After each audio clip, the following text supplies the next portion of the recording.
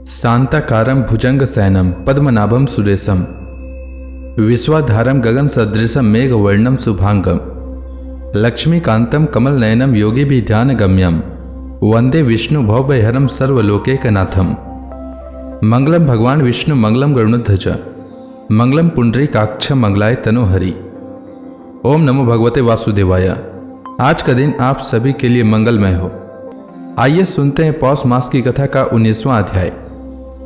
सूत जी कहते हैं, अद्भुत कर्मा भगवान श्री कृष्ण की कृपा से राजा परीक्षित अपनी माता की कोख में अश्वत्थामा के ब्रह्मास्त्र से जल जाने पर भी मरे नहीं।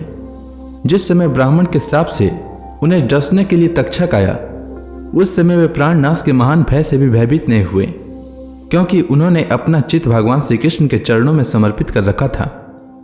उन्होंने सबकी आसक्ति छोड़ दी। गंगा तट पर जाकर श्री सुखदेव जी से उपदेश ग्रहण किया और इस प्रकार भगवान के स्वरूप को जानकर अपने शरीर को त्याग दिया।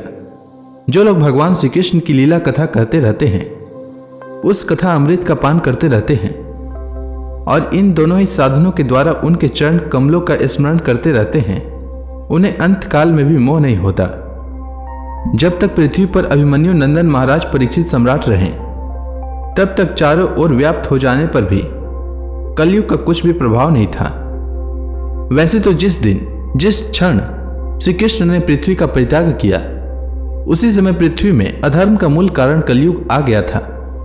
ब्रह्मर के समान सारग्राही सम्राट परीक्षित कलयुग से कोई द्वेष नहीं रखते थे, क्योंकि इसमें यह एक बहुत बड़ा गुण है कि पुण्य कर्म तो संकल्प मात्र से ही फलीभूत हो जाते हैं, परंतु पाप कर्म का फल शरीर से करने पर ही मिलता है, संकल्प मात्र से नहीं। यह भेड़िए के समान बालकों के प्रति सूरवीर और धीरवीर पुरुषों के लिए बड़ा भीरू है। यह प्रमादी मनुष्यों को अपने वश में करने के लिए सदा सावधान रहता है। शौनक आदि ऋषियों, आप लोगों को मैंने भगवान की कथा से युक्त राजा परीक्षित का पवित्र चरित्र सुनाया। आप लोगों ने यही पूछा था।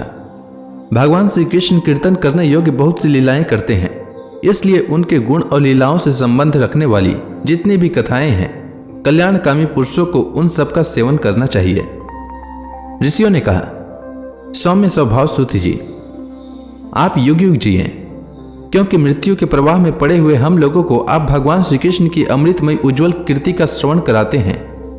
यज्ञ करते करते उसके धुएं से हम लोगों का शरीर धूमिल हो गया है, फिर भी इस कर्म का कोई विश्वास नहीं है। इधर आप तो वर्तमान में ही भगवान श्री कृष्ण चंद्र के चरण कमलों का मादक और मधुर मधु पिलाकर हमें तृप्त कर रहे हैं। भागवत प्रेमी भक्तों के लव मात्र के सत्संग से स्वर्ग एवं मोक्ष की भी तुलना नहीं की जा सकती।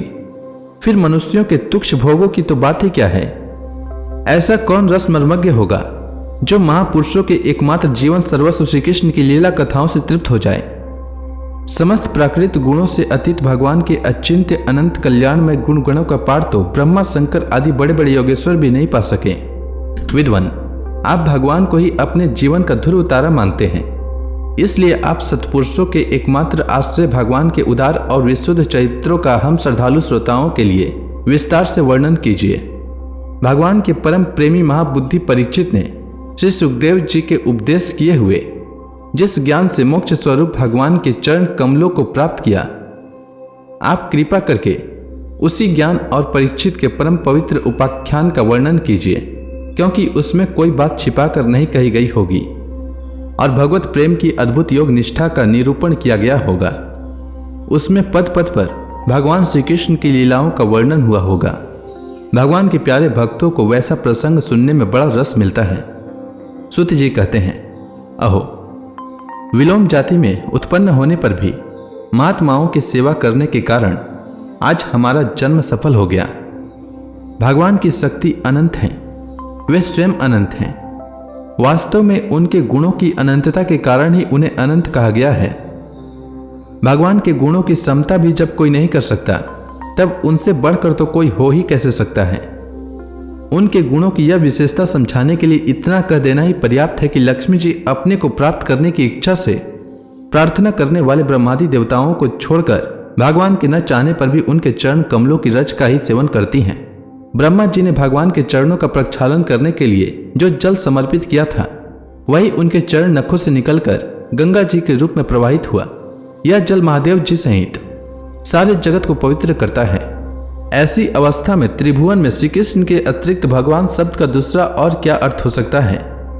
जिनके प्रेम को प्राप्त करके धीर पुरुष बिना किसी हिचक के देह गेह आदि की दृढ़ आसक्ति को छोड़ देते हैं और उस अंतिम परमहंस आश्रम को स्वीकार करते हैं जिसमें किसी को कष्ट न पहुंचाना और सब ओर से उपशांत हो जाना ही सर्वधर्म होता है।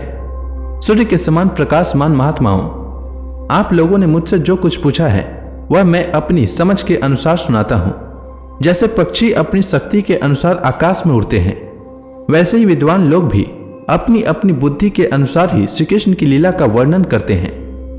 एक दिन राजा परीक्षित धनुष लेकर वन में शिकार खेलने गए हुए थे। हरिणों के पीछे दौड़ते दौड़ते वे थक गए और उन्हें बड़े जोर की भूख और प्यास लगी। जब कहीं उन्हें कोई जलाशय नहीं मिला तब वे पास के ही एक ऋषि के आश्रम में घुस गए। उन्होंने देखा कि वहां आंखें बंद करके शांत भाव से एक मुनि आसन पर बैठे हुए हैं। इंद्रिय प्राण मन और बुद्धि के निरुद्ध हो जाने से वे संसार से ऊपर उठ गए थे। जागृत स्वप्न सुसुप्ति तीनों अवस्थाओं से रहित निर्विकार ब्रह्म रूप तुरीय पद में वे स्थित थे। उनका शरीर बिखरी हुई जटाओं से और कृष्ण मृग चर्म से ढका हुआ था। राजा परीक्षित ने ऐसी अवस्था में उनसे जल मांगा क्योंकि प्यास से उनका गला सूखा जा रहा था। जब राजा को वहां बैठने के लिए तिनके का आसन भी न मिला, किसी ने उन्हें भूमि पर भी बैठने को न कहा। अर्घ्य और आदर भरी मीठी बातें तो कहां से मिलती। तब अपने को अपमानित सम्मान कर वे क्रोध के वश हो गए। सौनक जी, वे भूख प्यास से छटपटा रहे थे, इसलिए एकाएक उन्हें ब्राह्मण के प्रति ईर्ष्या और क्रोध हो आया। उनके जीवन में इस प्रकार का यह पहला ही अवसर था। वहां से लौटते समय उन्होंने क्रोधवश धनुष की नोक से एक मरा सांप उठाकर ऋषि के गले में डाल दिया और अपनी राजधानी में चले आए। उनके मन में यह बात आई कि इन्होंने जो अपने नेत्र बंद कर रखे हैं, सो क्या वास्तव में इन्होंने अपनी सारी इंद्रिय वृत्तियों का निरोध कर लिया है, अथवा इन राजाओं से हमारा क्या प्रयोजन है? यह सोचकर इन्होंने झूठ मूठ समाधि का ढोंग रच रखा है। उन समीक मुनि का पुत्र बड़ा तेजस्वी था। वह दूसरे ऋषि कुमारों के साथ पासी खेल रहा था।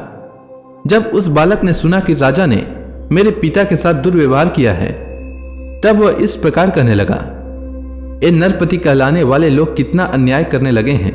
भगवान श्री कृष्ण के परम धाम पधार जाने पर ये मर्यादा तोड़ने वाले हो गए हैं। मेरा अब तपोबल देखो। अपने साथी बालकों से इस प्रकार कहकर क्रोध से लाल लाल आंखों वाले उस ऋषि कुमार ने कौशिकी नदी के जल से आचमन करके अपने वाणी रूप वज्र का प्रयोग किया। कुलांगर परीक्षित ने मेरे पिता का अपमान करके मर्यादा का उल्लंघन किया है, इसलिए मेरी प्रेरणा से आज से 7वें दिन उसे तक्षक सर्प डस लेगा। इसके बाद वह बालक अपने आश्रम पर आया और अपने पिता के गले में सांप देखकर उसे बड़ा दुख हुआ और वह रोने लगा। विप्रवर सौनक जी, सुमिक मुनि ने अपने पुत्र का रोना चिल्लाना सुनकर धीरे धीरे अपनी आंखें खोली और देखा कि उनके गले में एक मरा सांप पड़ा है। उसे फेंक कर उन्होंने अपने पुत्र से पूछा, बेटा तुम क्यों रो रहे हो? किसने तुम्हारा अपकार किया है? उनके इस प्रकार पूछने पर बालक ने सारा हाल कह दिया। ब्रह्मर्षि समीक ने राजा के साप की बात सुनकर अपने पुत्र का अभिनंदन नहीं किया। उनकी दृष्टि में परीक्षित साप के योग्य नहीं थे। उन्होंने कहा, ओह मूर्ख बालक, तूने बड़ा पाप किया। खेद है कि उनकी थोड़ी सी गलती के लिए तूने उनको इतना बड़ा दंड दिया। तेरी बुद्धि अभी कच्ची है। तुझे भगवत स्वरूप राजा को साधारण मनुष्यों के समान नहीं समझना चाहिए, क्योंकि राजा के दुस्सह तेज से सुरक्षित और निर्भय रहकर ही प्रजा अपना कल्याण संपादन करती है। जिस समय राजा का रूप धारण करके भगवान पृथ्वी पर नहीं दिखाई देंगे, उस समय पाप बढ़ जाएंगे और लोगों का नाश हो जाएगा। राजा के नष्ट हो जाने पर धन आदि चुराने वाले चोर जो पाप करेंगे, उसके साथ हमारा कोई संबंध न होने पर भी वह हम पर भी लागू होगा, क्योंकि राजा के न रहने पर लुटेरे बढ़ जाते हैं और वे आपस में मारपीट करते हैं। साथ ही पशु, स्त्री और धन संपत्ति भी लूट लेते हैं। सम्राट परीक्षित तो बड़े ही यशस्वी और धर्म धनुर्धर हैं।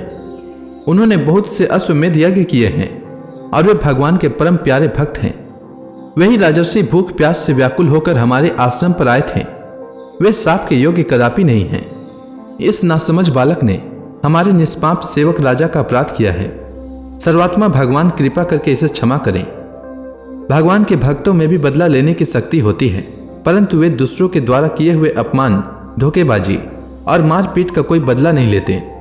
महामुनि समीक को पुत्र के अपराध पर बड़ा पश्चाताप हुआ। राजा परीक्षित ने जो उनका अपमान किया था उस पर तो उन्होंने ध्यान ही नहीं दिया।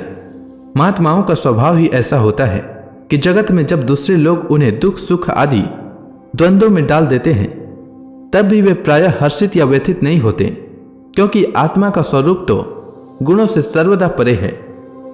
तो इसी के साथ यह अध्याय समाप्त हुआ।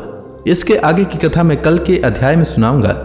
तब तक के लिए भगवान हरि का नाम लेते रहें। तो प्रेम से बोलिए भगवान विष्णु की जय, श्री कृष्ण भगवान की जय, लक्ष्मी माता की जय, तुलसी माता की जय, समस्त देवी देवताओं की जय।